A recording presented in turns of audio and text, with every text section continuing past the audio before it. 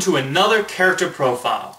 Today, I'm going to discuss a character who sits up there with Pac-Man as one of the most famous arcade creations of all time, Donkey Kong. He's one of the rare video game characters to have gone from being a villain to a hero all in the span of a decade. Donkey Kong made his debut in his 1981 arcade game, which was Nintendo's first big success story, as they wanted to have a major international hit for years, and it was this clever concept of a barrel-throwing gorilla that did the trick. The unusual name came from the stubbornness of a donkey and the Japanese word for gorilla, Kong. The object of the game is to play as Jumpman, trying to rescue his girlfriend Pauline, who Donkey Kong has kidnapped and taken to the top of a construction site. You have to avoid the barrels and other obstacles that are thrown at you.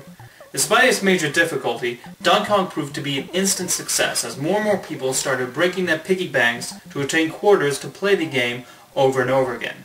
I would give a full opinion on the game, but to be perfectly honest, I'm absolutely terrible at it. I can handle Pac-Man, Space Invaders, and Tetris, but on Donkey Kong, let's just say I'm no Billy Mitchell.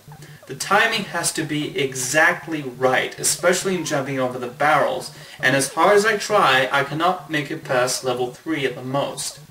The arcade game, meanwhile, provided the basis for an animated segment on the Saturday Supercade cartoon show, which differs wildly from the arcade game. Throughout the 1980s, Donkey Kong continued his popularity, but as Super Mario got his own game series, it was about time the same happened with his former pet gorilla. In 1994, the Super Nintendo game Donkey Kong Country was released to instant success. For this game, he then became the hero of the story, as you controlled Donkey Kong through his island to get his bananas from the evil crocodile, King K. Rool. He is also joined by his new sidekick Diddy Kong, who you can alternate with. With its state-of-the-art graphics and unique gameplay, it's actually quite fun to play, though it does get extremely frustrating at times. I'm looking at you, minecart level. I had to play over 50 times before I managed to beat it. Though, as I play the game, I'm still struggling to get past that level with the hamsters and giant wheels. Even the hidden shortcut has proven difficult to accomplish, but maybe it's just me. Donkey Kong later got a game on the Nintendo 64, probably named Donkey Kong 64. Though I would have preferred a similar style to Super Mario 64, it has its fun elements to it, especially when it comes to climbing trees and shooting coconuts. That said, I did get rather tired of it after a while. This turbocharged game has better graphics, more moves, bigger bosses, huge worlds. It's so big we included an expansion pack to get it all in. They didn't even tip me! And now, this. Donkey Kong 64. And you thought insanity was crazy. Heaven help us all. In the mid-90s, Nelvana produced an animated series also called Donkey Kong Country, which is actually pretty state-of-the-art for being one of the first computer-animated television shows.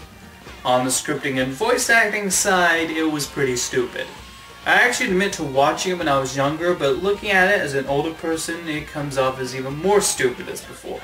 The storylines were silly, but it could get away with that. However, they felt the need to add some insipid songs, which just makes one want to roll their eyes. I only know just how to be me.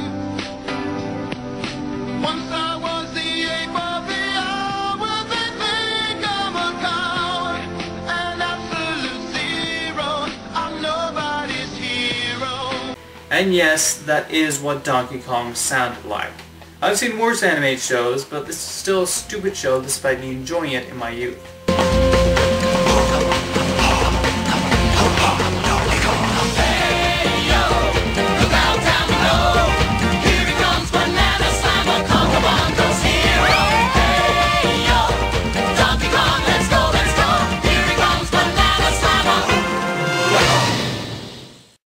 As for DK's more recent games, I haven't really played them, including the latest one, Donkey Kong Country Returns, for the Wii.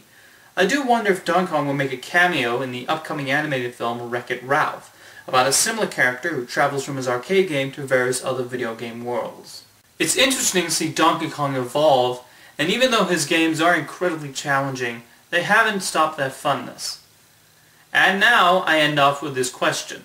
With Donkey Kong now being a hero, is he on good terms with Mario, since they usually go-kart, golf, and play tennis together? It's always perplexed me as to why Mario continually plays sports with his enemies.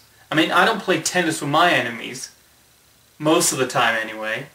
Do you think when Bowser has Princess Peach trapped in the dungeon, they're going, "Aha, Princess Peach, Mario won't save you this time"? Well, he's got 20 lives in a raccoon costume. I think he'll be fine.